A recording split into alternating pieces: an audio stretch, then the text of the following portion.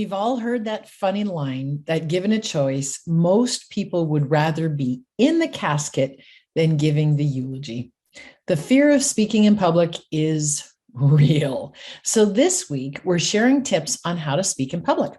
Speaking in public includes making a presentation at work, offering a lunch and learn, giving a speech at a wedding or a funeral, or just standing up to make an announcement when all eyes are on you.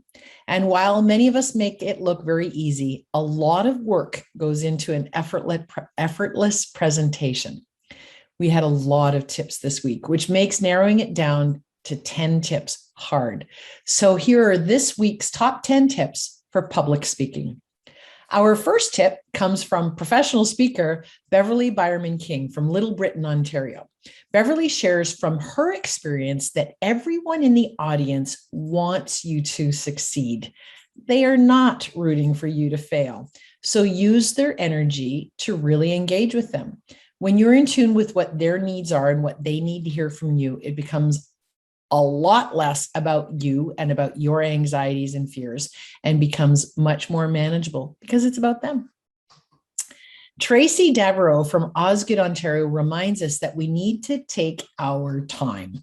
When we get nervous, it's easy to race through and speak a mile a minute much too quickly. So take your time and slow down. Your audience will not notice your nerves unless you're talking a mile a minute and you're talking too fast and rushing.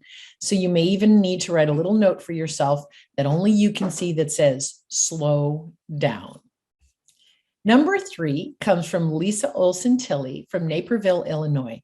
Lisa says to pick out a couple of people in the audience that are in different parts of the room and speak to them. It makes you focus on different areas of the room, which makes it look like you're making eye contact with everyone. Now I'm going to take Lisa one step further and say, find those people who are smiling at you and encouraging you from the audience. Don't focus on the person that you think is judging you or is not listening to you. So find those friendly smiles and just keep looking at them throughout your talk. Our fourth tip expands on that, and it's from Randall Craig from Toronto, Ontario.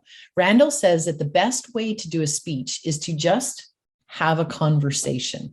Now, if you found your friendly faces in the room, then stop delivering a speech and instead just have a conversation with them. And what this does is it changes the nerve-filled public speech to something that we do all the time, have a conversation with our friends. From Guelph, Ontario, Carol Dante brings us a very important tip. Always have a glass of water beside you. When we are nervous, our mouth dries up.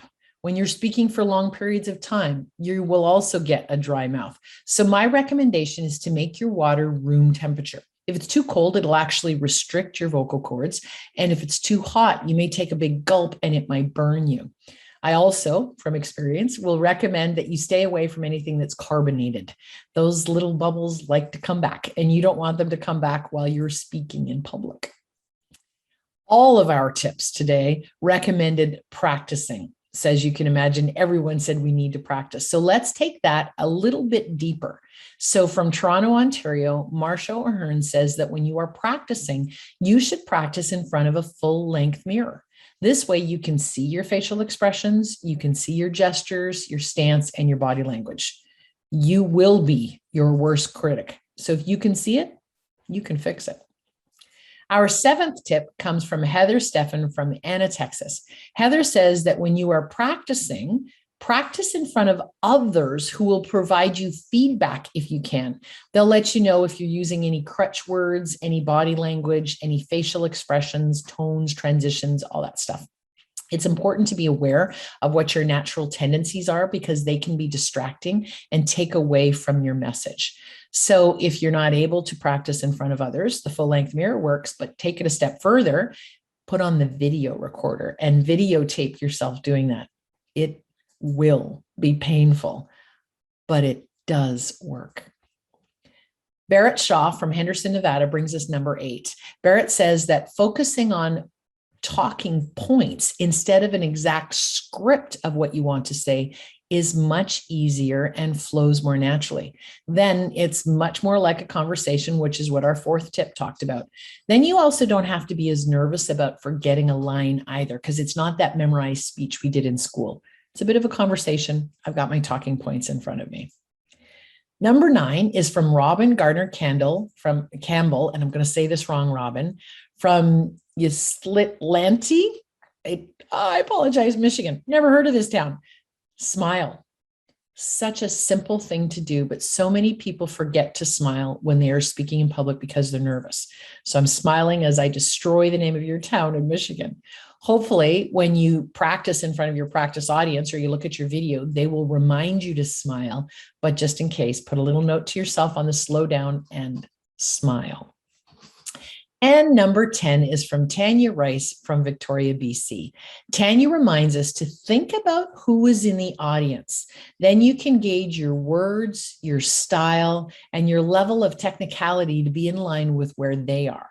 When I explain something to an engineer, it might be very different from how I would explain something to a high school student or even a doctor. So be smart and always adjust to your audience, and you will find that your audience is far more receptive to what you're speaking about, and they will want you to succeed. You may not ever love speaking in public the way that I do, but at least now you'll know what you need to do so you don't wish that you were the body in the casket instead. Good luck.